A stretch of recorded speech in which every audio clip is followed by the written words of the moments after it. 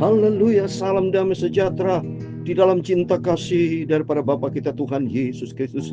Kita bersyukur, terima kasih hanya rahmat dan anugerah Tuhan. Bapak Ibu begitu cepat senantiasa dipelihara sama Tuhan.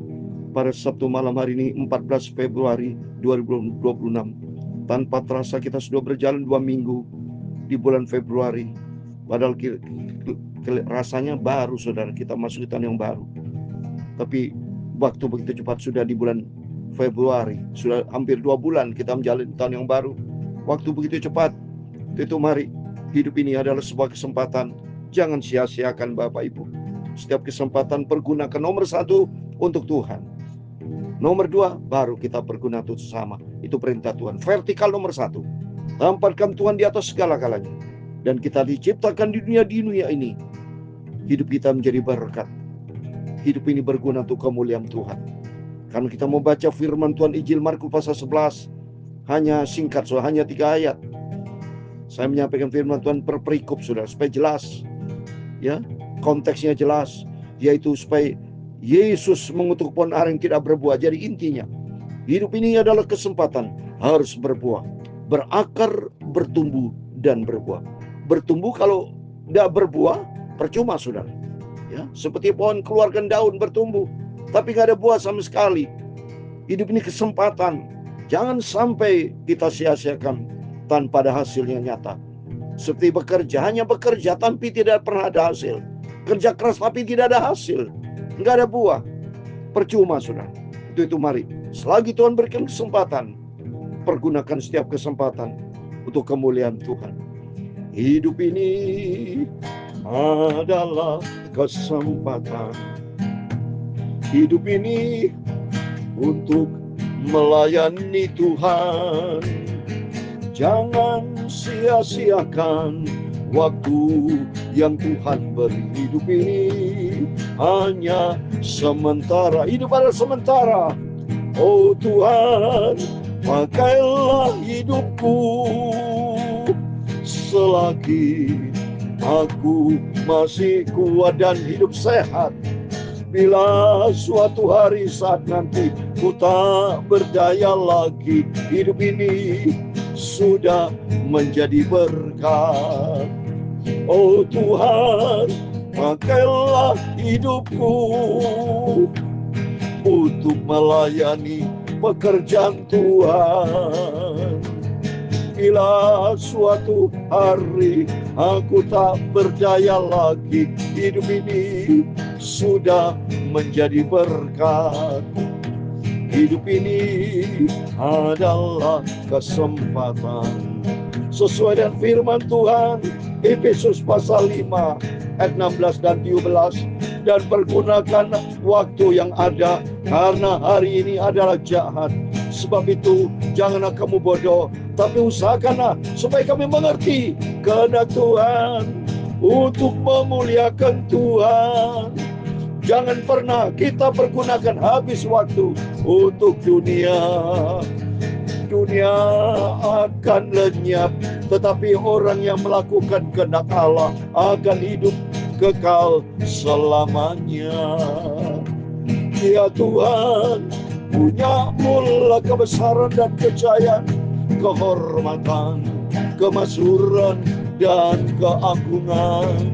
Ya, segala-galanya ada di langit dan di bumi. Ya Tuhan, punya mula kerajaan, dan Kau yang tertinggi itu melebihi segala-galanya sebagai kepala.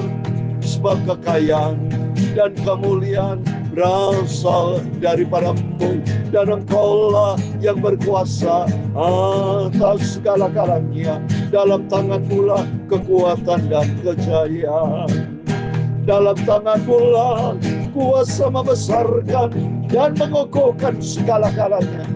Sekarang ialah kami bersyukur kepada-Mu dan memuji nama-Mu yang agung itu.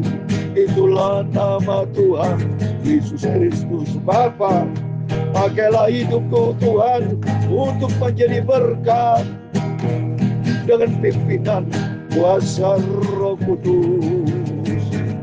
Aku mau setia, taat melakukan kehendak Bapa di dalam surga. Terima kasih Bapa. Berfirman Bapa, siapkan hati kami malam hari ini untuk menjadi pelaku-pelaku firman Tuhan.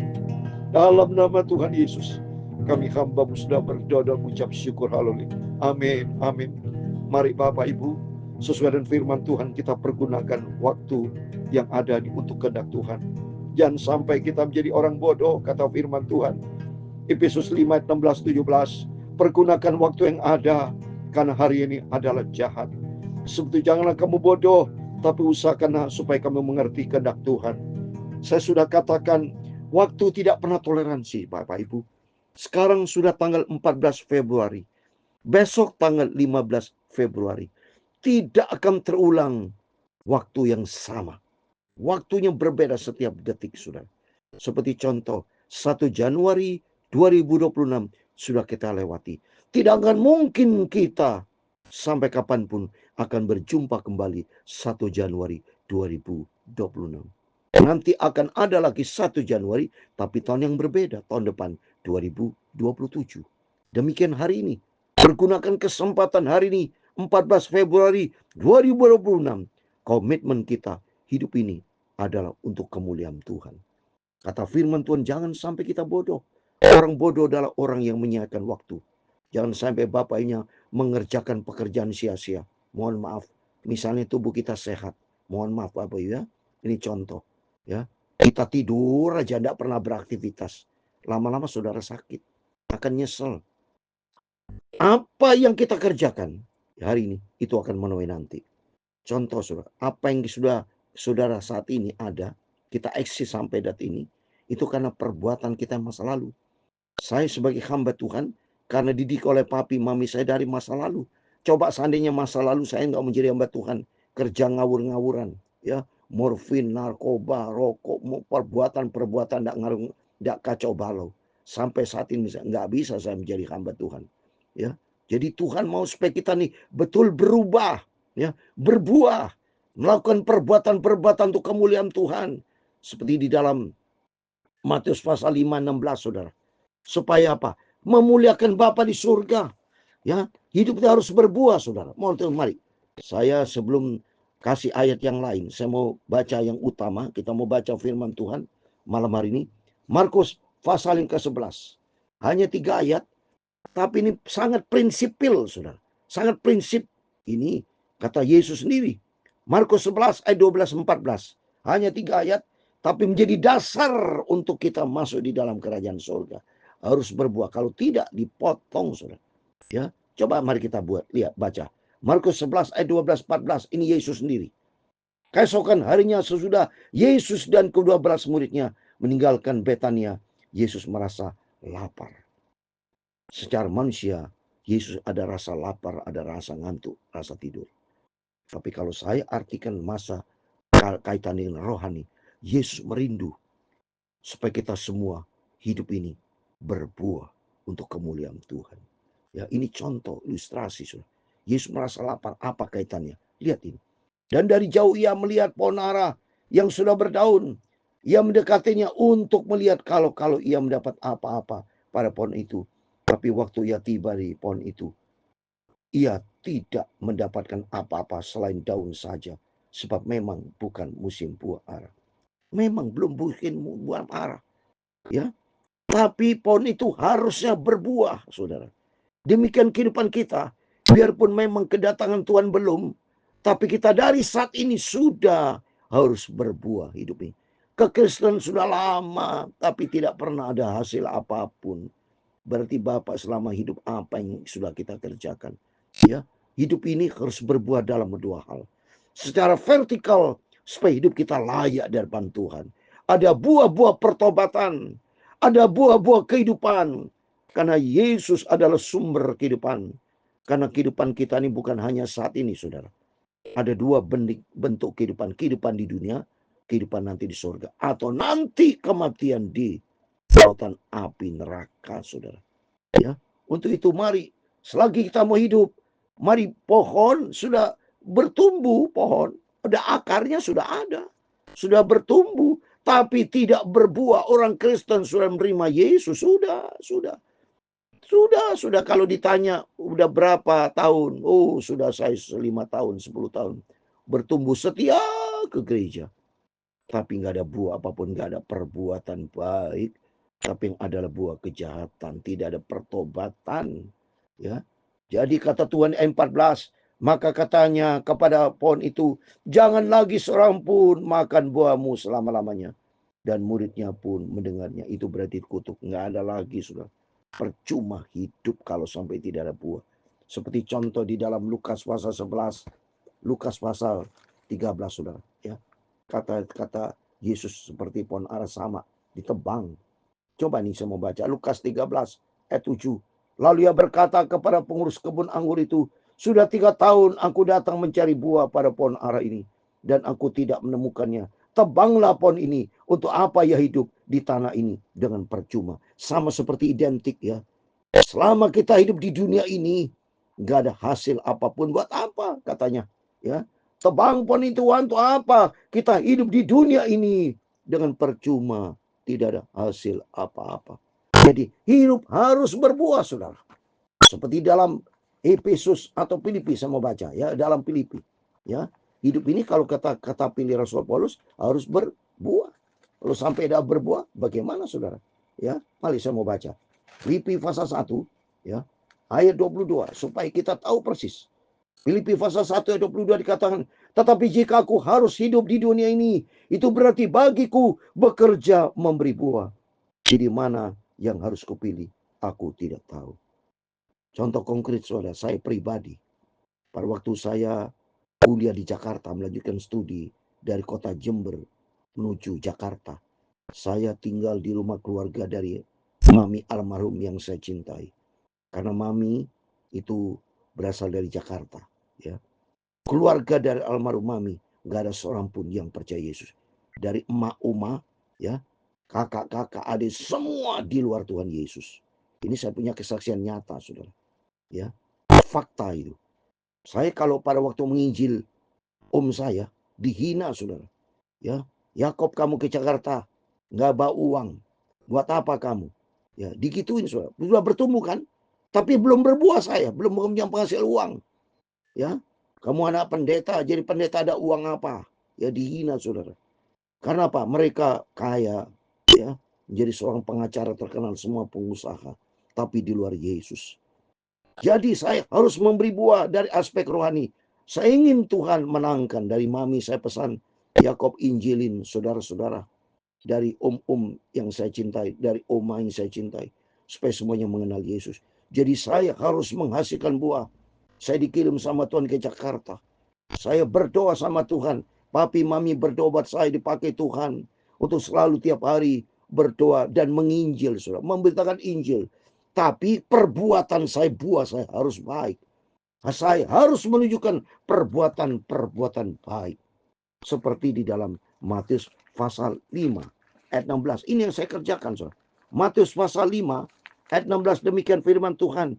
Demikian hadiah terangmu bercahaya di depan orang, supaya mereka melihat perbuatanmu yang baik dan memuliakan Bapakmu yang di surga. Ini yang saya lakukan. Jadi perbuatan buah, kebaikan buah, pertobatan. Ada hasil saya sebagai orang Kristen itu dinilai oleh mereka. Saya dinilai, kamu orang Kristen, hanya pendeta. Perbuatanmu harus baik. Saya harus baik menjadi berkat. Doa vertikal dengan Tuhan diimbangi dengan perbuatan horizontal saya harus menjadi berkat. Hari demi hari, bulan demi bulan, tahun demi tahun ada hasil. Dan ternyata puji Tuhan, dari oma sampai kepada om saya, semuanya 100% semuanya menerima Yesus dan dibaptis. Berarti puji Tuhan ada hasil buah. Itu dari pihak keluarga. Saya memenangkan banyak jiwa-jiwa. Termasuk dengan rekan yang lain. Saya ke Israel sudah 65 kali. Memberikan penginjilan dan dibaptis. Banyak jemaat-jemaat Tuhan yang sudah menerima Yesus dan dibaptis. Itu memberikan buah. Harus berbuat baik, saudara. Dengan tetangga, dengan istri, dengan keluarga. Dimanapun kita berada, harus memberikan buah pertobatan. Buah kebaikan-kebaikan. Jangan sampai hidup kita menjadi batu sandungan. tetapi harus menjadi berkat. Seperti dalam Matius pasal 3 ayat 8 demikian firman Tuhan. Jadi hasilnya buah yang sesuai dengan pertobatan. Harus kita bertobat, menghasilkan buah perbuatan-perbuatan untuk kemuliaan Tuhan.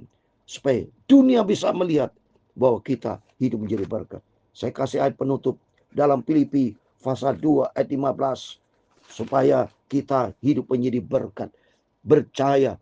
Filipi pasal 2 ayat 15 dikatakan, supaya kamu tidak beraib dan tidak bernoda, supaya anak-anak Allah yang tidak bercela di tengah-tengah angkatan yang bengkok hatinya dan yang sesat ini, sehingga kamu bercahaya di antara mereka seperti bintang-bintang dunia. Harus. Saya punya program banyak mendoakan orang sakit di rumah sakit, saudara. Ya, ke rumah sakit Siloam. Berapa rumah sakit? Saya mendoakan setiap orang. Saya tidak peduli dari siapapun. Saya tidak melihat pandang bulu, tapi saya melihat kasih Tuhan. Dan ternyata dari hasil saya menginjil, saya mendoakan berapa orang, puji Tuhan, yang tadinya dia tidak pernah gereja, tidak mengenal Tuhan, disembuhkan oleh Tuhan Yesus, ditolong oleh Tuhan Yesus, dan akhirnya dia bertobat, dia mencari Tuhan dan percaya dan dibaptis. Ini anugerah Tuhan, itu contoh. Supaya hidup kita menjadi berkat. Perbuatan-perbuatan baik harus kita kerjakan. Karena hidup kita di dunia sekali. Supaya kami tidak mau hidup sia-sia, tapi hidup untuk kemuliaan Tuhan. Seperti dalam Roma, saya kasih terakhir lagi. Roma pasal 9, saudara. Supaya hidup ini dipakai Tuhan untuk kemuliaan Tuhan. Roma pasal 9, ayat 21 ini menjadi pegangan saya. Menjadi pegangan buat Bapak, Ibu, Saudara semua. Apakah tukang priuk tidak mempunyai hak atas tanah liatnya untuk membuat dari gumpal yang sama suatu benda untuk dipakai guna tujuan yang mulia ini? Bukan tujuan yang biasa dan suatu benda lain untuk dipakai guna tujuan yang biasa. Saya minta sama Tuhan, pergunakan hidupku untuk tujuan yang mulia. Karena hidup ini hanya satu kali.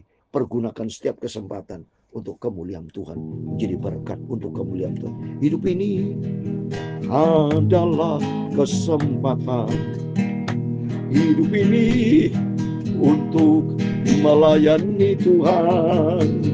Jangan sia-siakan waktu yang Tuhan beri. Hidup ini hanya sementara. Hidup hanya sementara. Oh Tuhan, pakailah hidupku selagi aku masih kuat dan sehat. Bila suatu saat nanti aku sudah tak berdaya lagi, hidup ini sudah menjadi berkat. Hidup ini kalau saudara baca di dalam Yakobus pasal 4 dan 14, saudara. Hidup seperti uap, saya mau baca. Yakobus pasal 4 dan 14 dikatakan, sedang kamu tidak tahu apa yang terjadi besok. Apakah arti hidupmu? Hidup itu sama seperti uap yang sebentar saja kelihatan lalu lenyap. Untuk itu mari, hidup hanya sementara. Seperti uap, sebentar kelihatan, sebentar tidak kelihatan. Selagi kita kelihatan, selagi kita hidup, mari kita harus menjadi surat Kristus yang terbuka. Supaya hidup menjadi berkat untuk kemuliaan Tuhan. Bukan menjadi batu sandungan. Minta ampun sama Tuhan kalau selama ini kita menjadi batu sandungan. Menjadi hamba Tuhan, jangan menjadi hamba Tuhan batu sandungan. Bukan menjadi hamba uang, tapi menjadi hamba Tuhan. Bukan menjadi gembala upahan, tapi gembala untuk kemuliaan Tuhan. Gembala kecil, Yesus gembala yang sempurna. Kita menjadi gembala-gembala kecil untuk menggembalakan domba-domba untuk kemuliaan Tuhan. Oh Tuhan, pakailah hidupku selagi aku masih kuat dan sehat. Bila suatu hari aku tak berdaya lagi, hidup ini sudah menjadi berkat. Oh Tuhan, Tuhan memberkati engkau dan melindungi engkau. Tuhan menyinari engkau dengan wajahnya dan memberi engkau kasih karunia. Tuhan menghadapkan wajahnya kepadamu dan memberi engkau damai sejahtera. Bapa kami yang di surga, dikuduskan namamu, datanglah kerajaan, jadilah kehendak-Mu di bumi seperti di surga. Berikanlah kami pada hari ini makanan kami yang secukupnya, dan ampunilah kami akan kesalahan kami, seperti kami juga mengampuni orang bersalah kepada kami. Dan jangan membawa kami ke dalam pencobaan, tetapi lepaskan kami daripada yang jahat. Karena Engkaulah yang punya kerajaan dan kuasa dan kemuliaan sampai selama-lamanya. Amin. Selamat malam. Biar melalui firman Tuhan yang kita dengar malam hari ini, mari supaya kita menjadi berkat. Dipakai Tuhan untuk kemuliaan Tuhan. Berjaga dan berdoa. Hiduplah sebagai pelaku firman Tuhan, supaya diagungkan, dipermuliakan nama Tuhan Yesus. Terima kasih. Selamat malam. Tuhan Yesus memberkati Bapak Ibu Saudara semua. Dipakai Tuhan untuk menjadi berkat untuk kemuliaan Tuhan Yesus. Amin. Immanuel. Puji Tuhan.